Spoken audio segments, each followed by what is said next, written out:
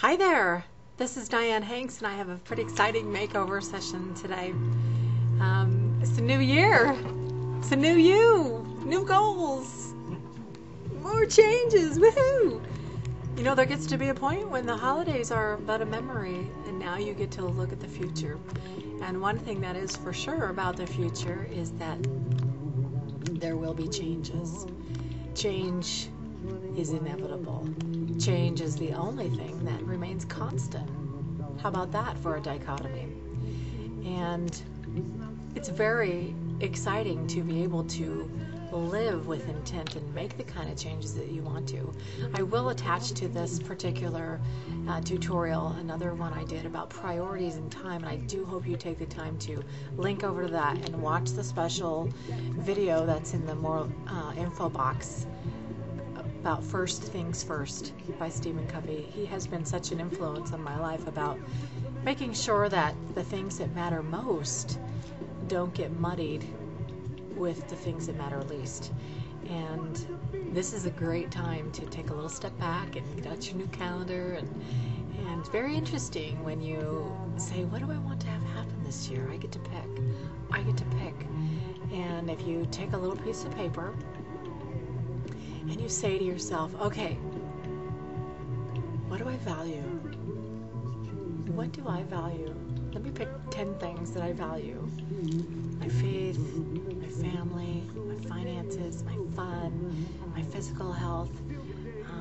Those are the things for me that are the most important thing. My relationships with people are right up there. And if I take a little step back and look at my calendar, and I look at my pocketbook, my credit card statements, my bank statements, those are going to tell me the same story or a different story. So if you write down that you say you value those other things, but then in your actual way that you spend your most precious commodities, your time and your money, you get a different story, then it's time that you can reassess and make some tweaking and make some changes about how you spend your time and how you spend your money. For example, if you write down, I love my family, I love my spouse, I love my marriage, those things are very important to me, but you never spend time there, you're fooling yourself. So this is a time that you get to recommit. That's the best part about making new goals and having a new you and working on you, and I think that sometimes it can be very overwhelming to look at all of our shortcomings, because we can't help but look at our own shortcomings.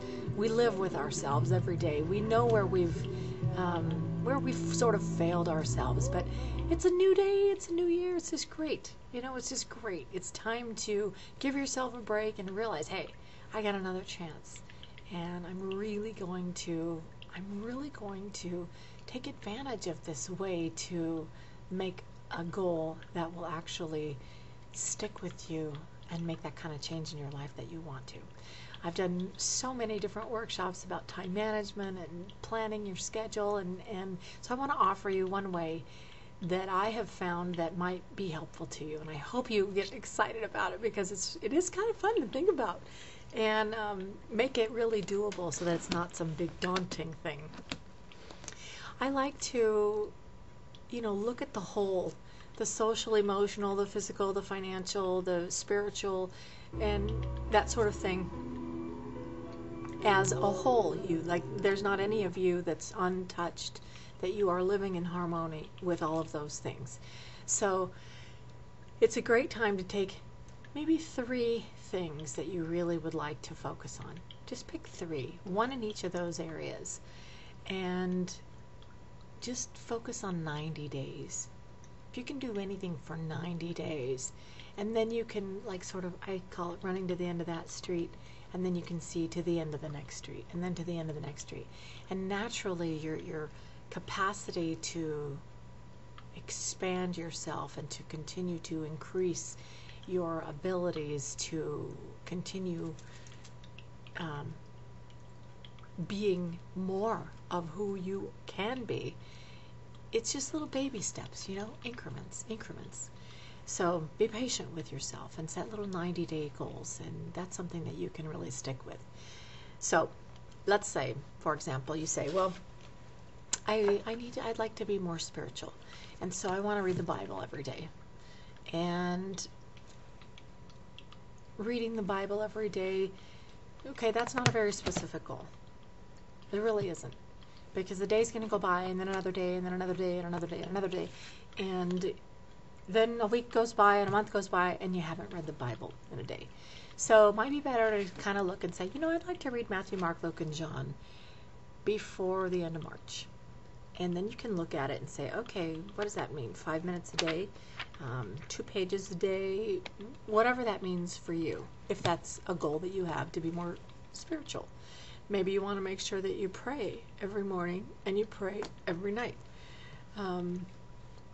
Maybe you want to keep a little written thing like I have here, where I actually record my feelings about the scriptures that I read, and talk about what they give me, how they've enriched my life, what the principles that are preserved in the scriptures, what they've meant to me. And so it makes myself accountable that way. Maybe that's one way you want to do it. Maybe you'd like to lose weight. Okay, well, if you say, I like to lose weight, okay, that's not a goal. That's a wish. A goal is, I would like to exercise 30 minutes a day, at least 3 times a week, Monday, Wednesday, Friday. Because now I can measure it, I can write it down, I can check my progress. I'd like to decrease my body mass index by 2% within 90 days. I don't know. You decide. You get to decide what that is you want to do. Then you take your calendar, and I like to do this one where I show a week at a time, and this is the one I've done. I've done lots of color type of things, and I look at a day as in blocks. I get a 2-hour block here, a 2-hour block there, a 2-hour block here. And pink time is, work time. Yellow time is money time. Orange time is family time. Red time is couple time. Purple time, blue time is the time that I devote to my service, my church, whatever.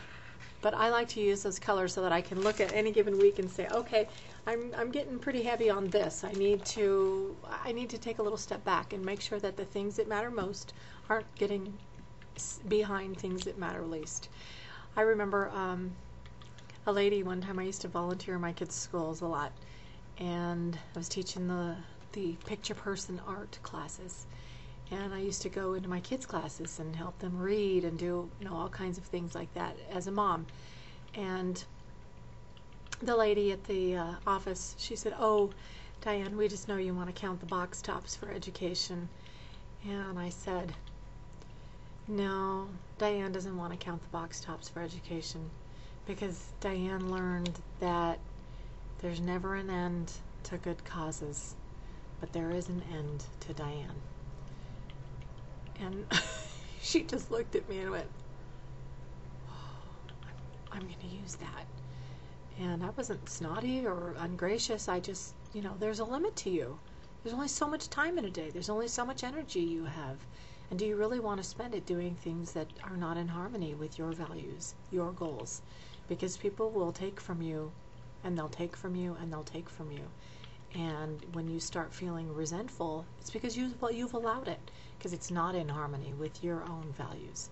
So this little makeover session about setting goals, making sure that they're specific, that they're measurable, that they're truly in line with your values, is a companion to the video response I'm going to post about priorities and times. Please take the time to check out that Stephen Covey video. I think you'll love it, and it really embodies this message that I'm trying to convey. So I do hope you enjoy it. Thank you for your consideration. Hope you found value. I'm Dianne Hanks.